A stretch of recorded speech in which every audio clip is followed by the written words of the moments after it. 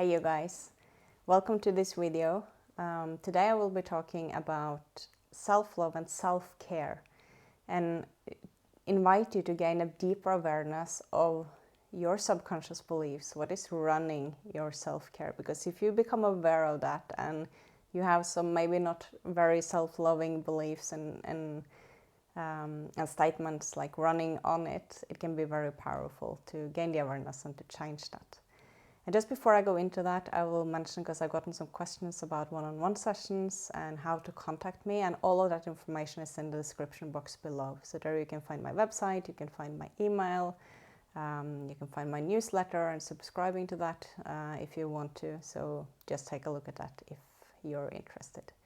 Now, when it comes to self-care, what I see, both what I've seen in my own life and what I see a lot coming up in sessions, because as we are going through this human life, we are going through ups and downs constantly. And we have, at some points, we have a lot of energy and we can just like do a million things.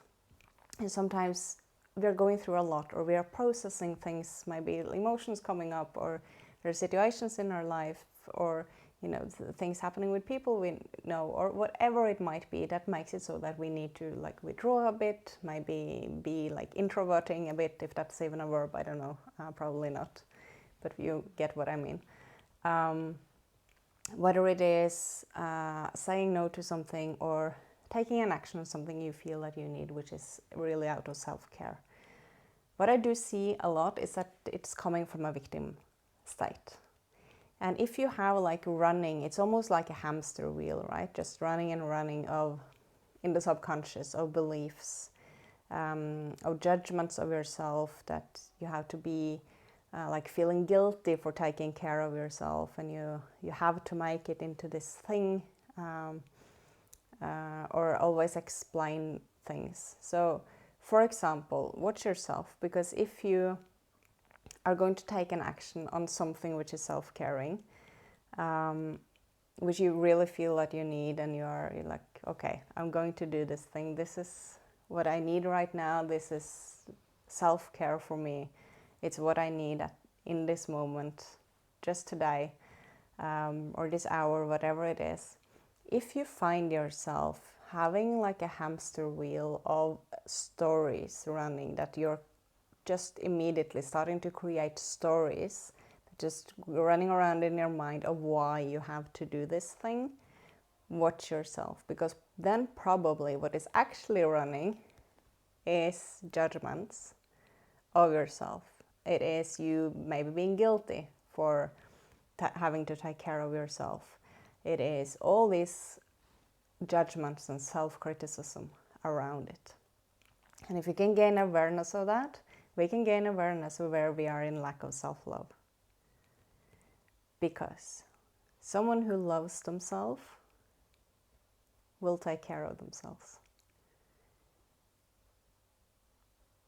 And then you don't need to be in that fear of taking care of yourself that makes it so that you have to be in a victim state and say, yeah, because this thing happened to me, I have to do this thing now, or because I'm going through this is what I have to do. Like you always have to be in sort of like a victim state in order to make it okay or acceptable to do something which is self-caring. That is bullshit. That is just a program running, and if you catch yourself having to be in that, congratulations, because that is a point of change. That is a point where you can change your behavior, you can change your patterns, and that is actually about coming deeper into self-love.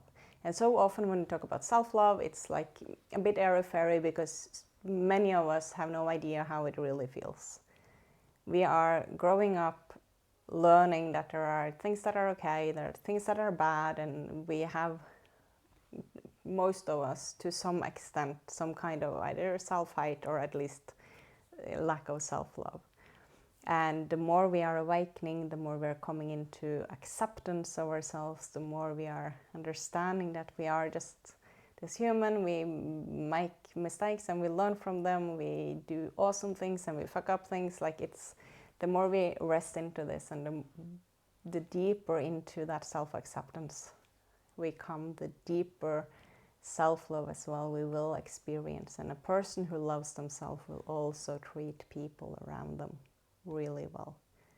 If everyone was completely full of self-love, the compassion and love for others and acceptance would be there as well.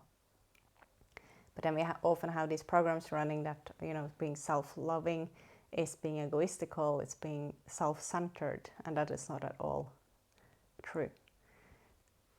So whenever you find yourself either wanting to say no to something, but you feel you have to say yes, but you just really feel that, oh, right now I just can't do this thing, or I don't have energy for it, it's just, you don't need like a whole reason or a whole story, okay? The more present you are, the more authentic and transparent and honest you can be to yourself, you can also be that to others.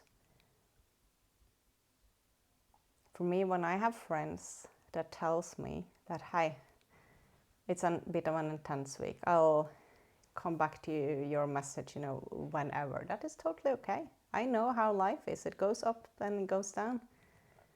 But when people are so in contact with themselves that I set those boundaries, they actually have the trust in me to trust me with their boundaries.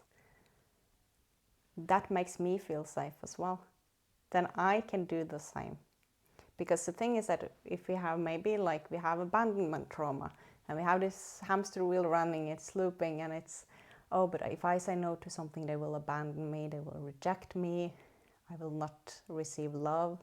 Then it becomes like, the reaction in the body becomes, and the belief that is created is that if I say no to people, I will lose love. And being a human, if you don't have any love, like if you're a baby, you get fed, you're being held warm, but you don't get physical contact, you can actually die. So it's very deep in the human that we need contact with others. And so the belief that gets created is that if I say no to someone, I might die. And you see how really not self-loving that is. Those are the kind of beliefs that gets created from the experiences we have in our lives. So becoming aware, when you are doing something out of self-care, you want to make a decision, make a choice, you want to take an action on something that you want to do or don't do. Watch yourself. What are you telling yourself about it? How are you telling yourself about it? And how are you telling others about it? Because that is an opportunity to become super aware of some of your beliefs that are not very self-loving. And when you can then practice to come into, if you can't come into what I do, if I know that, oh, I need to do this thing, or right now I just can't do all those things, or whatever it is, and I can't feel that out of self-love, because sometimes I can and then it's much more easy. But if I can't, then I'm telling myself that I'm practicing. This is good for me. Like, I am practicing self-love. I'm practicing taking care of myself. And so I'm going to stand in this. It's really uncomfortable, but I'm going to make this choice. And that in and of itself, making that choice and having the awareness and honesty about what's going on and how you're feeling, that is self-love. That starts building on the trust in yourself. You can tell yourself that making this decision or this choice, doing this thing now, is creating the future I want. Because in the future me, I love myself. In the future me, I can take care of myself without that being any competition to anyone around me, or without me judging myself, or any whatever it is that is active of those beliefs. Or you can just tell yourself that I am practicing giving myself care and love. And when you fill up your own cup, you will also have much more to give others. If you feel that you need to justify anything that is of self-care, there is a judgment active, and that judgment is not from outside of you, it's a judgment that you have adopted.